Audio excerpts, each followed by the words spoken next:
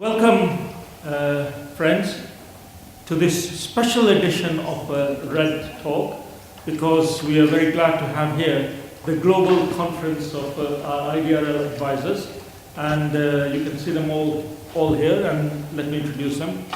First, we have David Fisher, who we all know very well. He's our IDRL program coordinator here in Geneva. He's a graduate of Georgetown University and the University of California. And when I read his CV, he talked about bar admission, California and Hawaii. And my idea of bars in California and Hawaii were kind of, I was going into trips of fantasy until I realized from the rest of the CV what bar admission in the legal world means. So he's got practical experience in the legal profession. He's also worked in the High Commissioner for Human Rights before joining us in the Federation in 2005. And with us is also Tessa Kelly, and she's our IDRL delegate in the Asia Pacific. Sorry, I met them for the first time myself today. And she has also worked in both Australia and in the Asia Pacific region, working particularly in Laos and dealing particularly with legislative reform in Vietnam and so on. So bringing a lot of practical experience from the field. And then we have Teresa, who's from Colombia and who's our delegate for the Americas. And I guess you're a lawyer as well. And no doubt you will be telling us perspectives from the Americas. And last but not least, we have Sanne Boswick, who is from the Netherlands, and she has a lot of experience also in this area, working particularly in armed conflict. She's been the project manager of the IHL conference for the Netherlands Red Cross, and has also been a researcher for the Government Commission, researching the alleged abuse of soldiers and such issues. I think also you have a particular interest in migration, which is a very important element of our work. So suffice to say, such a feast of lawyers is a real treat, but don't be frightened. The lawyers are on our side. They're here to tell us the right things. In particular, they will tell us why is disaster law an issue for the Red Cross? Aren't other agencies working on it? What is the experience of national societies with limited resources, or indeed bigger national societies too? And exactly what have your IDRL guidelines achieved so far? And are we really making progress? Can we dream of a global treaty on IDRL to solve cooperation issues for the future? And the always interesting question of does advocacy on a particular issue, in this case advocacy on disaster law, impact? How does that impact on our own principles of neutrality? Those and other difficult questions. Let me start off with you, David Fisher. Welcome to Redtalk.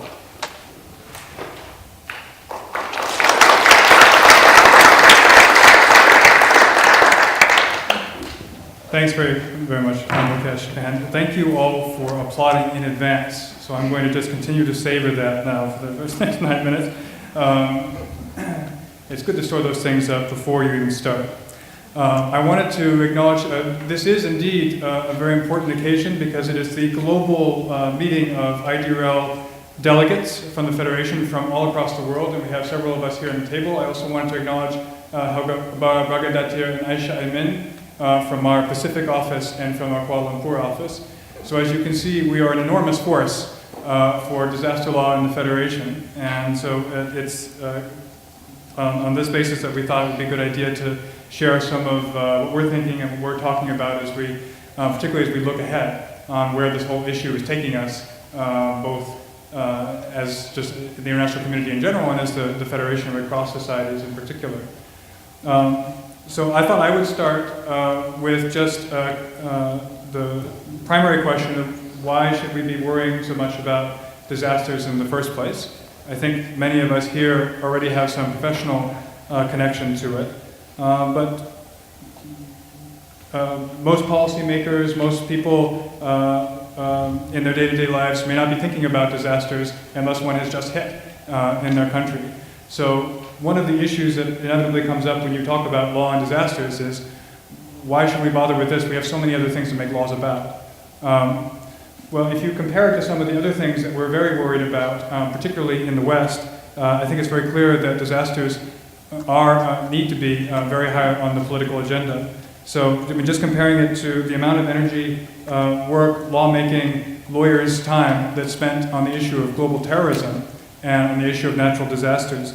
If I just sort of looked up under the RAND Corporation's database of worldwide terrorism incidents, they said that over the period of 2000 to 2010, there were 53,123 people killed in terrorist incidents all around the world, which is quite terrible, and 106,900 some injured.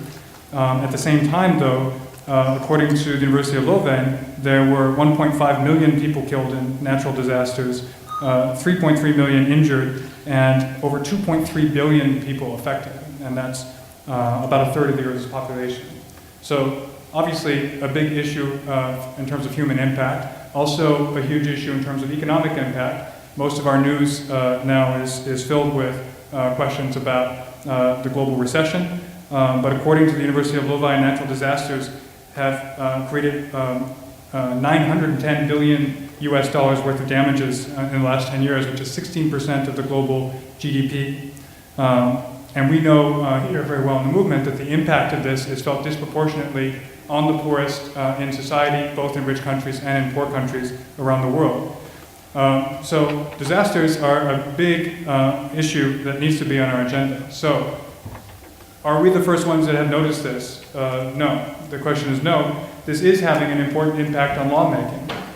And it may not feel like it, but we're actually in a bit of a lawmaking age when it comes to disasters at both the international level and the national level these days. Just in the last, those of you who are particularly motivated, who look at this desk study that we produced in the Federation in 2007, listing the most important IDRL treaties, or treaties that are talking about issues about disaster cooperation, showed that nearly all of them were adopted in the last 20 years. Most of our international legal framework about disasters right now is fairly new. And there are three major things that you can see that are coming out of global treaties right now related to disasters. There are three things that they can accomplish.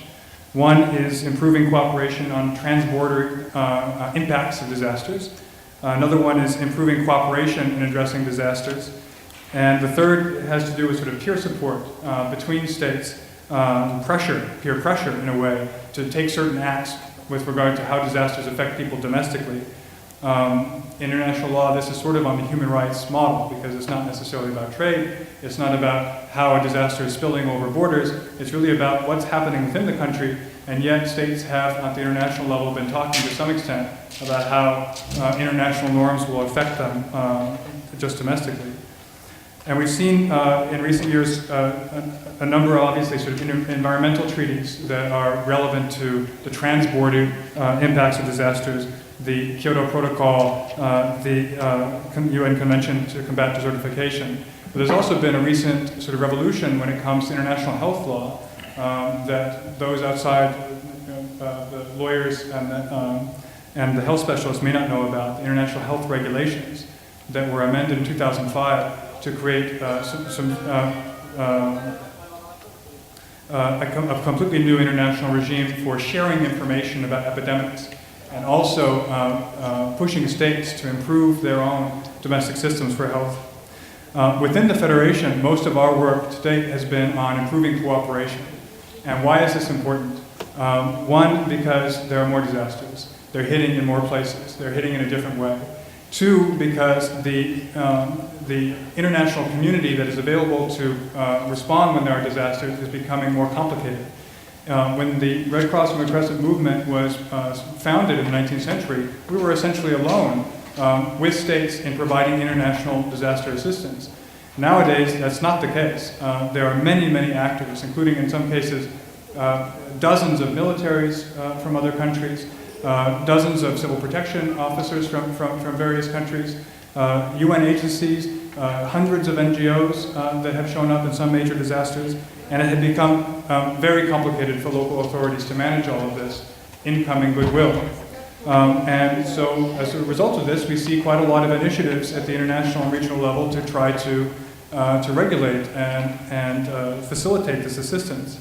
There were conventions that came out of the Chernobyl incident about assistance in the case of a nuclear accident, which has not gotten much notice since the recent earthquake and tsunami and radiological incident in Japan. But there's a convention about telecommunications assistance in disasters. There's a framework convention on civil defense assistance. There are several dozen of these treaties that, for the most part, those who work in this field have never heard of. On the other hand, at the regional level, there's quite a lot of energy and work going on this, and it seems to be accelerating. So we saw after the tsunami, ASEAN adopted a new treaty. In Central Asia, there are about a dozen treaties between the countries to try to regulate how they provide international assistance. The Arab League has a treaty. In the Americas, the Caribbean Disaster Emergency Management Agency has a treaty. The SARC is just adopting a new treaty this year. Even the Arctic Council has adopted a new treaty about search and rescue assistance in disasters. And what we also see is a lot of these regional organizations are setting up their own secretariats to deal with managing disaster assistance across borders. So this is true of ASEAN, it's true of SARC, SEDIMA in the Caribbean, SEPREDNAC of ECOWAS, and then of course in Europe there is the Community Civil Protection Mechanism that has a very elaborate secretariat now and secretariat services to states that provide assistance. And then of course also in NATO, in Europe there's NATO that's trying to perform some of the similar functions. Many of them are looking to try to rationalize the problem of having lots and lots of problems that are very ill-defined in the very beginning of a disaster. Lots and lots of offers of assistance, some of which is not really what's needed on the ground. And usually national authorities who are busy trying to respond to the disaster themselves, and often with very limited resources. One problem, though, is that there's overlap between these various initiatives. They're all trying in some ways to solve the same problem. Having mentioned all this, for the most part, the international sort of system for humanitarian response is mostly sitting on what we call soft law, non-binding instruments like resolutions and guidelines and models. This year is the 20-year anniversary of the General Assembly Resolution 46-182, which is the major sort of milestone in sort of setting out the diplomatic understanding about how humanitarian assistance is supposed to be given. For the most part, states have not wanted to codify at the international level binding rules when it comes to treaties, but increasingly they're doing it at the regional level. This is also what we're seeing when it comes to this third issue that I mentioned about, what international law can provide. It can provide a sort of peer support. It can provide peer pressure in addressing domestic issues. And so this is essentially what human rights treaties are. They're essentially sort of peer pressure between countries to address human rights issues at home. The example we have in the disaster field is the Hyogo Framework for Action, which is about how states and other actors should organize themselves to deal with disaster risk reduction at home. So far, though, this has not been made into a binding international treaty. At the national level, there's also quite a lot of lawmaking that's going on, although there aren't very good statistics about it. When UNSIDR did its global assessment review in 2009, they identified about 24 countries that had adopted new laws after the Hyogo Framework were passed. This year, they've adopted yet some more, although there's some of those that were pending back in 2009 are still pending today. Anecdotally, some of my colleagues will mention, there are a lot of countries that are now working to fill in their own national laws to deal with disaster management. And why is that? One is because without any kind of national law, there's often confusion about roles and responsibilities, not just between ministries of government, but also between government and civil society and other actors in the country. Because they want to solidify sort of political will about disaster management, which is particularly important when it comes to risk reduction. Everybody is in favor of reducing disaster risks right after a major disaster has happened. But fairly soon afterwards, the sort of political memory starts to fade, and funding starts to fade. And so one way of trying to put this into a more solid form is to pass a law. And a lot of countries are looking to do this. They're inserting risk reduction into laws that previously were only about response. So there's a lot of good activity going on, but there's also still tremendous gaps. So this is where the Federation and the movement come in. We, since our founding, have had a special relationship with IHL, International Humanitarian Law, and it's something that we have now done for 150 years, promoting the development of new treaties and the implementation of IHL into national law. It hasn't always been easy for our members to do this with their limited resources, with their limited capacity, but with the leadership of ICRC, a lot of them are doing that. We now see global ratification of the Geneva Conventions on a global basis, which is quite an achievement. From the point of view of disaster law, the history is much shorter. We really only started working on this seriously in the last 10 years. And in that time, as many of you know, we were involved in negotiating these guidelines on the domestic facilitation and regulation of international disaster relief and initial recovery assistance. Since their development, they were adopted at the last international conference by the state parties to Geneva Conventions. We've seen 6 UN General Assembly resolutions encouraging states to use these guidelines, which are essentially aimed at helping them to develop their own laws so that they're ready to solve the most common regulatory problems that come to them in an international operation. And we have seen a slow but steady uptake at the country level. And my colleagues are going to talk about that from the field level experience. So if the world is interested in making laws about disasters, if we know that disasters are an enormous current concern, is this going to end up being something like IHL for the movement? I think the answer to that is that they will never be the same thing. There's not the same imperative to control what actors do in war that you see in disasters. For the most part, we're all playing from the same song sheet here. We all want to help people. On the other hand, there are some similarities between the work that we've done as a movement in IHL and IDRL. We need a long-term vision. If you look at some of these IHL treaties that have been around since the 1950s, even before that, from the 19th century, promoting that over time takes an entity like a national society, an ongoing commitment over time. Red Cross and Red Crescent as a voice for community safety, I think, is an important common element both when it comes to IHL and when it comes to IDRL. But one important difference is that when it comes to disaster law, it seems like the reality is that what's much more important than when you put in treaties is what happens at the domestic level, what's actually happening at the ground. What do you see in domestic law? And this is where the Federation is starting to move at the sort of encouragement of a number of its members. So this is why the upcoming international conference, we'll be talking again about this issue of regulating international relief, looking at the progress on that. But we're also starting to bring up some issues that are just domestic, like how law can improve and promote risk reduction activity at the community level. That you can give people a voice in their own communities if they have a right to know about their disaster risks, if they have a right to sit on disaster management committees, whether there are mechanisms in place to actually carry out things like building codes and land management rules. We're also working together with our colleagues in the shelter department here to shine a light on the critical humanitarian problem of what to do with regulatory problems after a disaster when you're trying to build shelter, particularly temporary and emergency shelter. We've seen in a lot of emergencies, like in Haiti, like in the Pakistan floods and earthquake, but also in other countries, that those who did not have legal title that they could prove for their homes and essentially ended up getting lesser and slower assistance when it came to shelter than others. And this is a basic fairness issue that both the Red Cross and states need to look at. So with that, I'm going to, if I might, turn over the floor to Tessa. Thanks, David. Good afternoon, everyone. It's a pleasure to be here, so thank you for having us all. I've got a limited amount of time, so I'll just be highlighting a few key points from the Asia Pacific, particularly with my own personal background.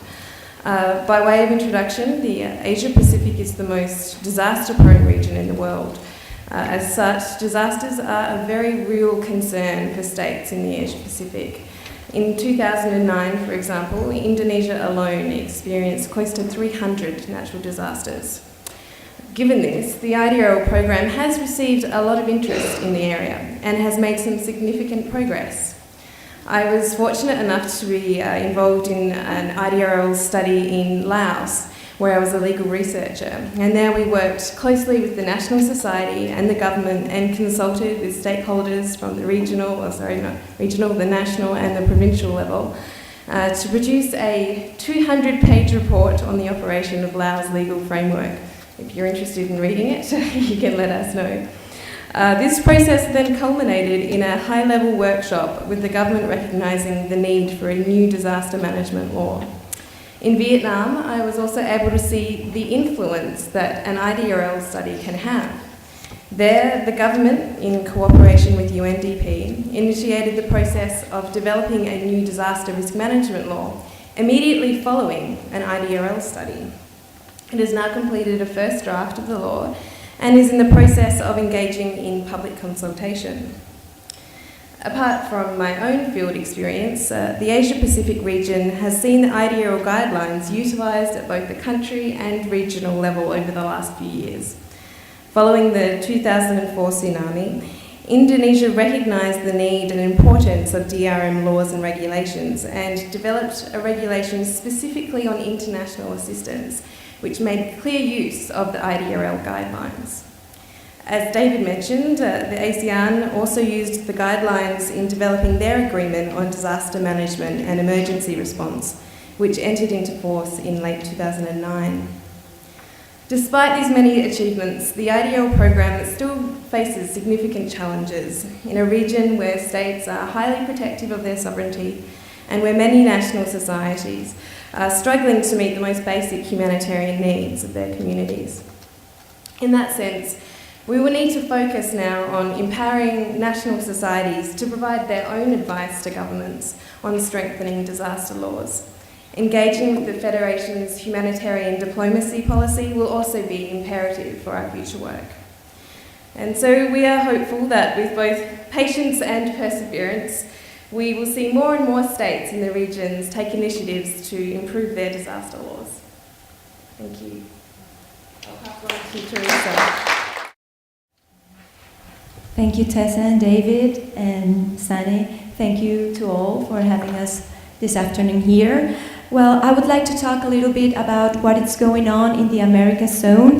Mainly, the IDRL program has helped 3 countries so far in revising their national legal preparedness for disaster.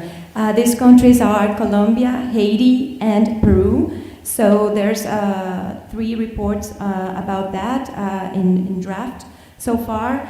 And we're looking forward to start projects in Argentina, Dominican Republic, and a second phase in Haiti, where we're going to help the National Society and the Haiti government in preparing, drafting internal procedures to facilitate international assistance in case of disaster.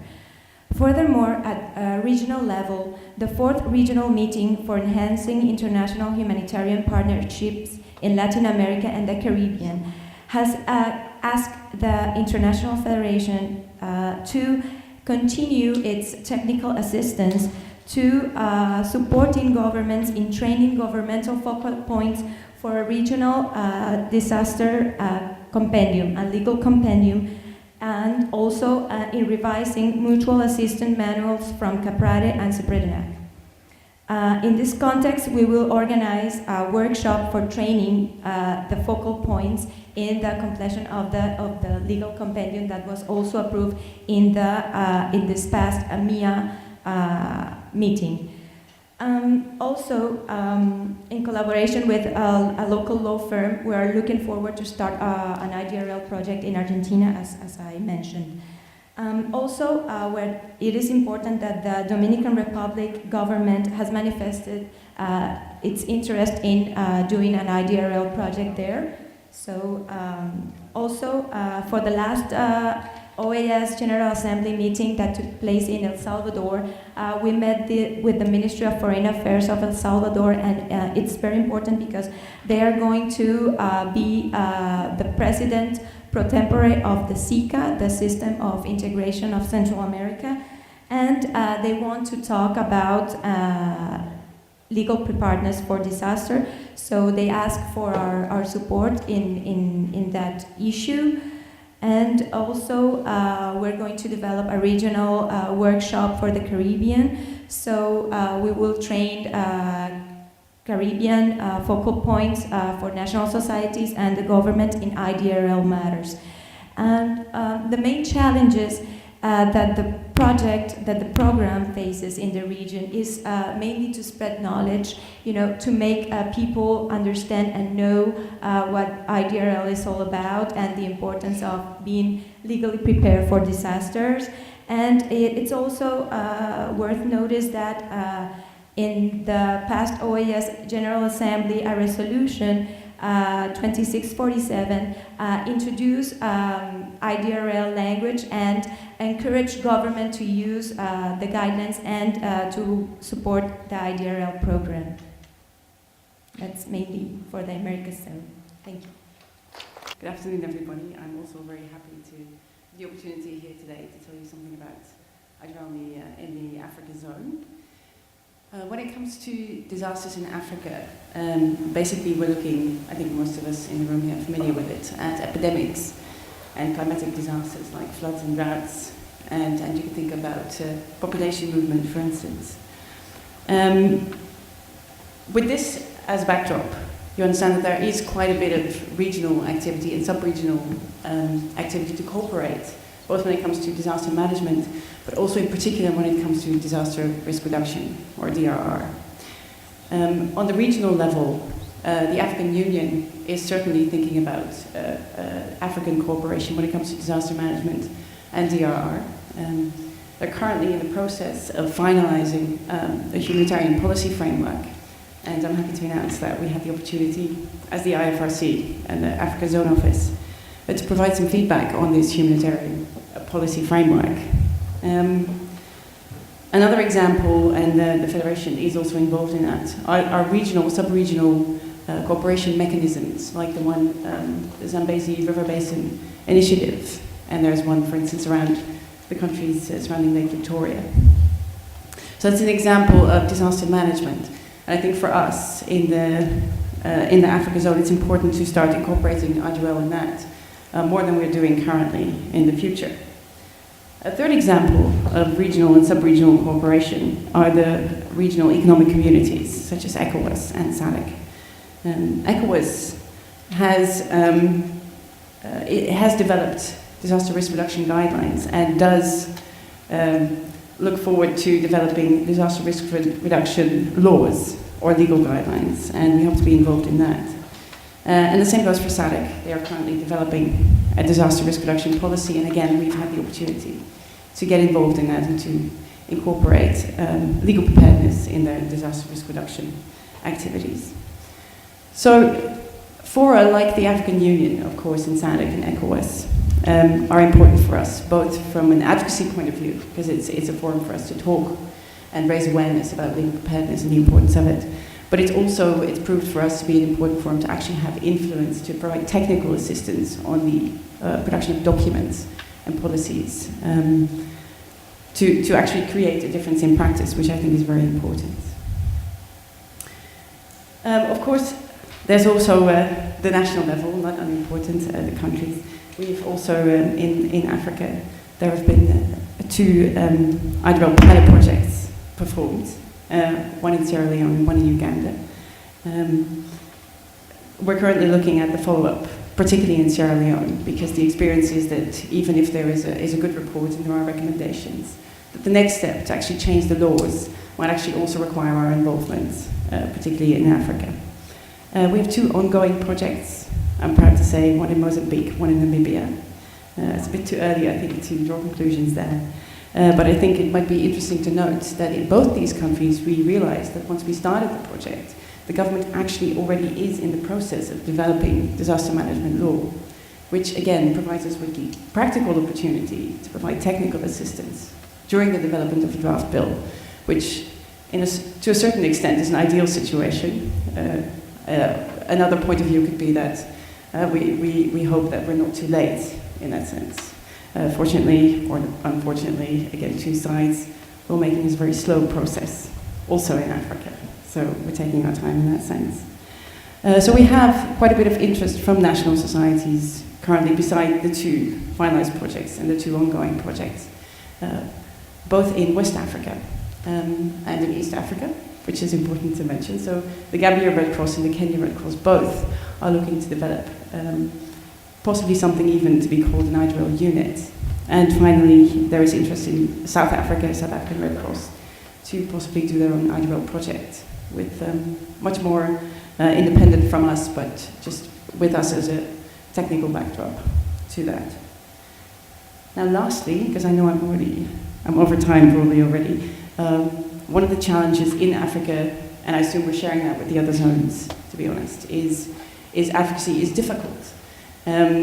Africa has a very face-to-face culture, and we're looking to, in the near future, start using the existing network, the trust networks that are already there, and our homegrown experts, because with those projects we are doing, we're basically also training people, our legal researchers, who are now experts in IDRL and experts in also in practical experience. So we're looking to make use of that. I'm not going to say much more about it, but that's one of the things that we're looking to do in the future in the Africa zone. We learned that lawmaking is a lengthy business. It requires persistence over many, many years, many decades. One has to change mindsets. And even when the heart is there, minds are quite difficult to change. And we also know how much, from your experience, how in making good laws, you need to have good analysis, a good sort of engagement, because I suppose, at least from other parts of life, one can say that if you start off in a bad way, you end up making bad laws, and you then regret it, and society is also full of many bad laws. So making good laws, making laws is one thing, making good laws is even stronger. And I think in your area of work, disaster laws, showing that making good laws is a fundamental foundation for saving lives, and is, I think, probably a critical link that also needs to be more strongly advocated.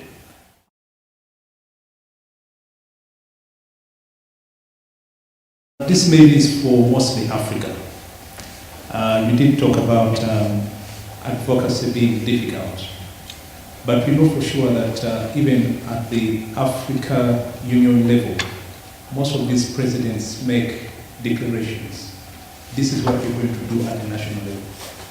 But when it comes to the budgeting, you find that they put very little money in departments like National Disaster Preparedness departments. Now, how are we going to get that commitment from these governments who make the so-called good laws to actually adhere to those laws, to ensure that they invest the money in all these good things which we want to see happening? I thank you for a very good question, one that will be very, very difficult for me to answer, of course. I want to first start with, I say advocacy is always difficult. Good humanitarian diplomacy, yes, is always a challenge. And I suppose in a way you're referring to that and you say, okay, so there may be public statements, but there may be empty vessels, because we need to see that in budgets, and we need to see that after this budget, we need to see that in the actual application, the implementation of law. How can we guarantee this? In my personal view on that, sorry, thanks. My personal view on that is actually key to humanitarian diplomacy in that sense. It is not about repeating a message and having the receptor of the message repeated as well. It's about actually creating understanding and making clear that we are not making laws for the sake of it, but we're making laws because it's to everybody's benefit. And I think there must be the key to the answer to your question. How do we get this commitment is to actually have governments convinced and see that it's in the interest of their populations and of themselves to be legally prepared. But we, of course, in the Africa Zone work in partnership with the national societies. Like I mentioned, we have some homegrown experts, legal consultants to the national societies, who up to now have normally been the mouth with which we do speak to the government. And yes, my experience is that most national societies see IDRL as a very good way to sometimes re-establish their auxiliary role. It's a good question, because you could say, like, you pass a law, what if the law isn't implemented? What about all the energy we put into the law? Why can't we just do something else, just ask for more money? Well, sometimes laws can be a way that money actually comes. So one example of this is the new disaster management legislation in the Philippines. The Philippines Red Cross was very involved in advocating around this. Previously, under the old law, they had set up these what they call calamity funds at the local level. Every locality is required to have a fund in case a disaster hit, and then they released the money to respond to the disaster. If there's no disaster, then at the end of the year, they handed it out to the bureaucrats as bonuses. Everybody wins, right? But then, of course, there's no funding for risk reduction or preparedness beforehand, because you have to wait until a disaster hits. So the new law opens up those funds, so they're now not just calamity funds, they're also for mitigation. So they still have to have a certain percentage that's left over in case there's a disaster, so there's something in the pot, but they're also now available, and that wouldn't have been available if there wasn't this law. So sometimes the law is the way to get the money. Where do we stand in regards to international legal recognition of right to humanitarian assistance, considering that the Sphere Handbook 2011 and other soft law documents are increasingly claiming that such a right exists? From the Red Cross and Red Crescent point of view, there is agreement that we do believe in such a right. There is a right to humanitarian assistance. You'll find this in the principles and rules of Red Cross, Red Crescent disaster relief that have been with us since the 1960s. I think that this language was added maybe 20 years ago to that document. So it says essentially the Red Cross believes that there's both the right to give and to receive humanitarian assistance. And a very good argument can already be made based on human rights as well. Because people have a right to food, they have a right to shelter, they have a right to adequate clothing under human rights, that means that the government has a responsibility to provide it to them. And if it can't, then it should be asking for someone else to provide assistance. And so if this same notion is in the IDRL guidelines that we've been talking about, that the last international conference also adopted. So yes, it's important to acknowledge that there is such a right. There is still some doubts, I guess, among academics, but from the Red Cross, Red Crescent point of view, we believe in it. More important than that, though, is how exactly do you go about it? So it's one thing to say there is a right, but what about technically how does it happen? And this is where the lawyers get involved. Like, how do you have to pay? Do you have to pay overflight charges on your relief flights? Do you have to pay taxes on your incoming relief goods? Do you have to wait in line for your relief goods to be released by customs along with every other good that comes through, or is there some kind of special treatment? Does your relief personnel, are they subject to liability for their disaster work in the country? It's really at the sort of nuts and bolts that the bigger right becomes more real. And this is where we've been focusing most of our work in IDRL. I think the IDRL guideline is very comprehensive and very useful. We have learned a lot from this guideline for coping with the Great Japan earthquake. And my question is, we already have HFA, and we discussed a lot HFA last month at the global platform, and we will discuss the IDRL at the next to the international conference. I think the IDRL is for disaster response, and HFA is more longer-term preparedness. But some points are overlapped, I think. So would you tell me the differences between the HFA and the IDRL, and how to consolidate in terms of implementing these guidelines? You talked a lot about the proliferation of IDRL in comparison to just general international humanitarian law, and I was wondering if the more regional lawmaking has proven to be more effective in terms of implementation. Has the IFRC been more successful in using that platform versus a more general international platform in creating actual practical laws with the nation states? Thank you. Thank you. So these are very good questions.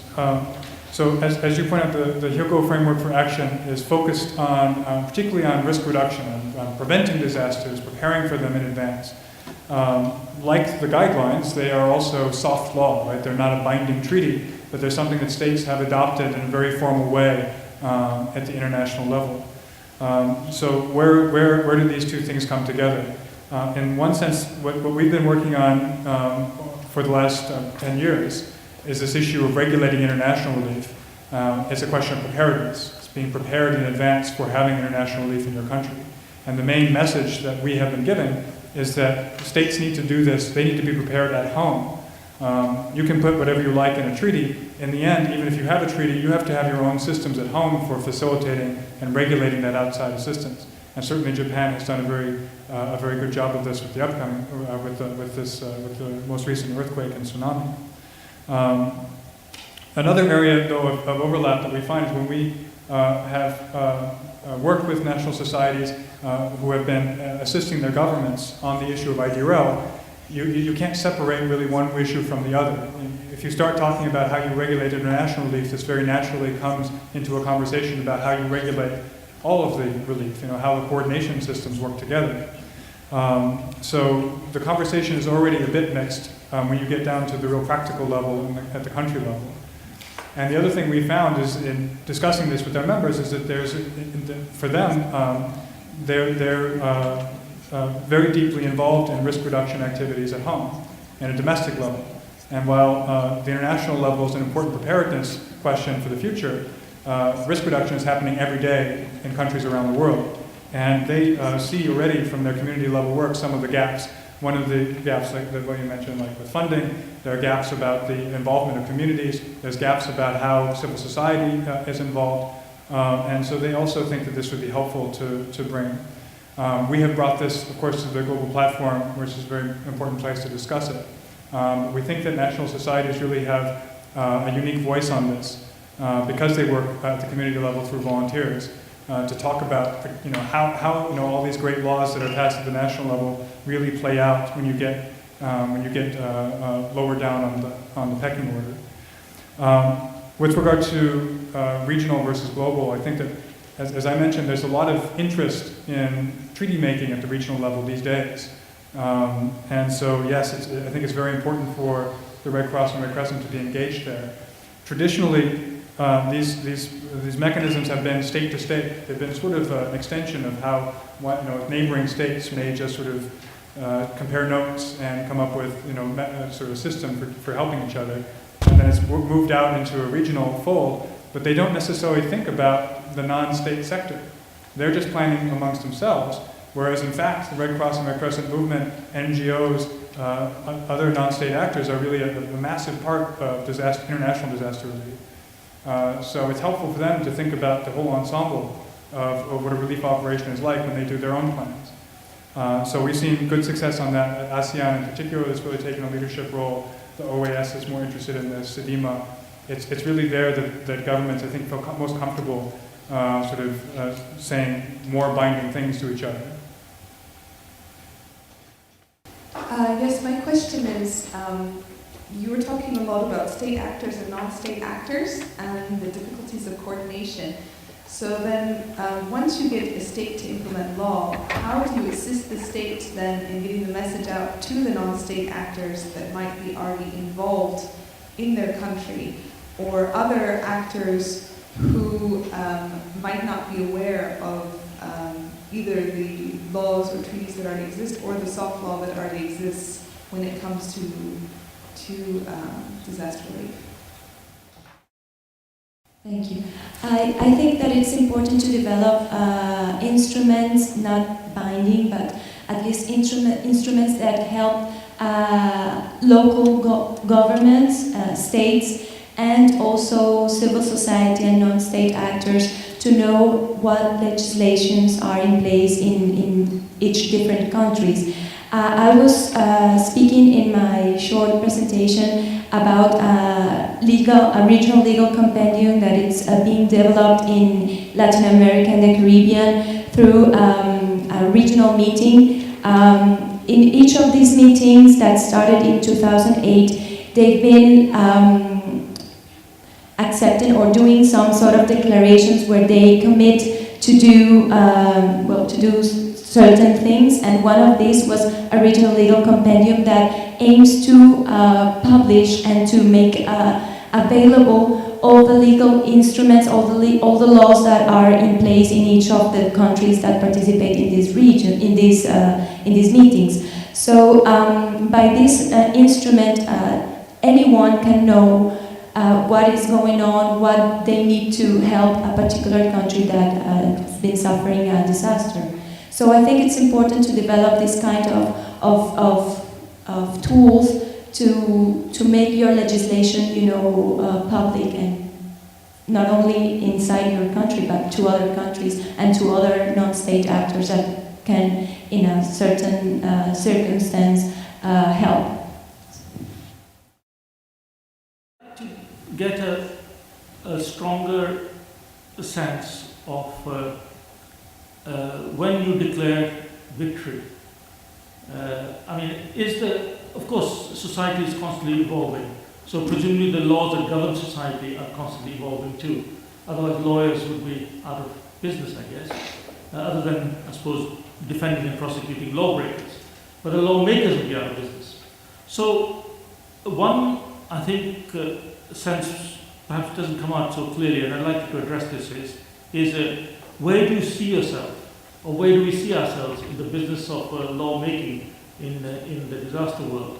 Say by the end of the decade, the period covered by Strategy 2020, what would be your ideal scenario in terms of a global family of laws which is protecting life and livelihoods in the best possible way? I think where we're headed on IDRL, this was by international legal sort of measures, it's been progressing very quickly. I think that by any other measure, it seems rather slow and plodding. But it's actually quite amazing to see how fast the work on this particular issue has been bearing fruit. We have 20 countries now that are working on legislation of international societies on this in a very concentrated way, for instance. But also how the movement has taken it up. And I think between now and 10 years from now, where we could see ourselves going, is creating a competence within the movement to provide assistance to and support to governments, more generally on disaster law issues. A number of national societies are already doing this, so this is not new to them. They're deeply involved in delivering assistance, in delivering risk reduction activities, and so as a natural sort of outgrowth of that, they're also involved in providing policy support and guidance to the government. But it's not universal. And we are not making as much use as we could now of our international network for societies to help each other. And so between now and 10 years from now, we may very well see that there is a competence for the movement around the issue of disaster law that is somewhat similar to our competence when it comes to IHL. And we hope very much that in that period as well, that we're going to see quite a lot of new lawmaking and improvements in the law. We shouldn't have to wait until then. On the area of international relief, on the area of risk reduction, and other sort of critical areas that the Red Cross has specific competence in. My question is linked to the 10-year strategy of restoring family links in disaster response, where that meets with IDRL. I think our overlap is fairly slight just now, although we are working now on a model act, like a model law, to help states more easily sort of swallow these guidelines. And we are hopeful that they will have a provision in there about data privacy, data protection, which has been identified to us, particularly from European societies, but also from some outside of Europe, as being a concern, whether if you are helping to restore family links, are you actually violating confidentiality laws? Or, on the other hand, are you then required to hand over your lists?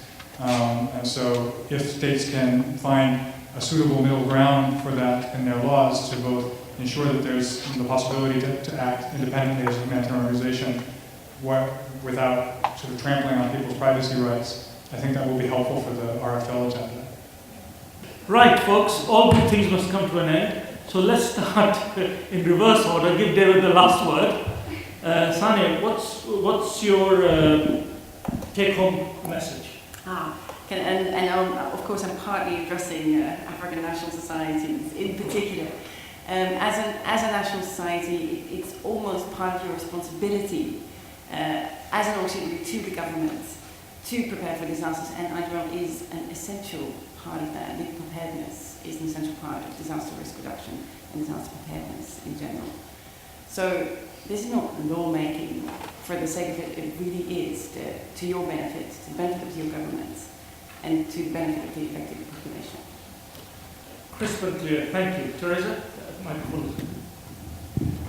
Well, apart from being legally prepared for disaster, I would encourage national societies and government to use the guidelines because they are a very helpful humanitarian diplomacy tool that guide you to revise the legislation and will help you improve it. Thanks. My key message would be laws can and should help, not hinder, and I would encourage everyone to not shy away from laws, but to see them as a tool that can be utilised both for governments and from the humanitarian actors as well. Asane, Teresa, Tessa, David, thank you very much for your Redtalk, and thank you all for attending.